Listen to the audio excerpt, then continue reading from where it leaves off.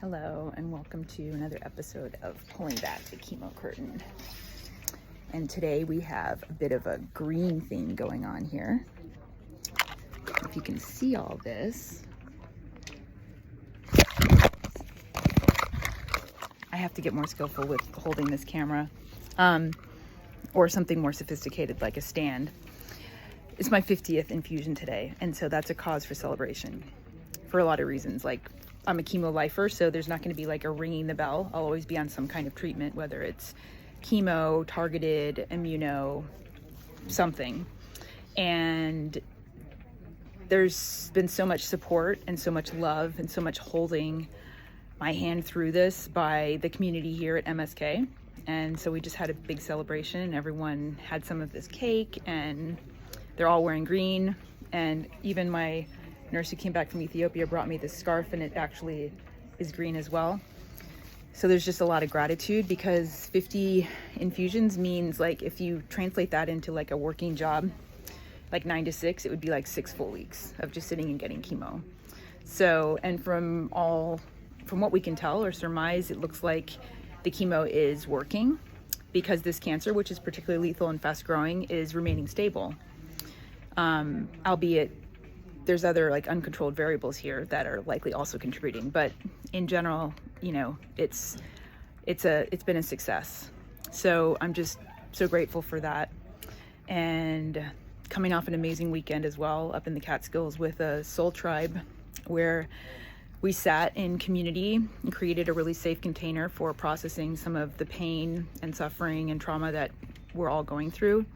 It was just so beautiful. It's so inspiring to see people coming together to process those things. And it's also just so exciting as well, because we're at this time in research in neuroscience and psychology and stress physiology and biology and indigenous healing practices to know that our issues remain in our tissues, and that the only way out from them is really through.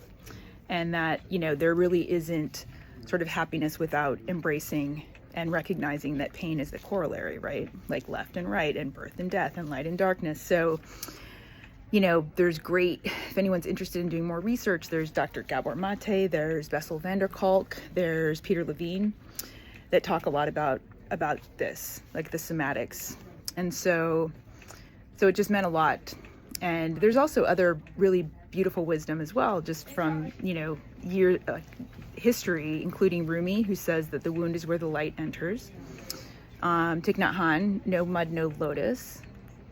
And he also talks about without grit, there's no pearl. And then, of course, the Four Noble Truths, and the Buddha, who, you know, believes, like, who, you know, the teachings invite us to embrace suffering, and to look deeply within the roots of suffering, to understand like the habits that feed it, and to transcend it.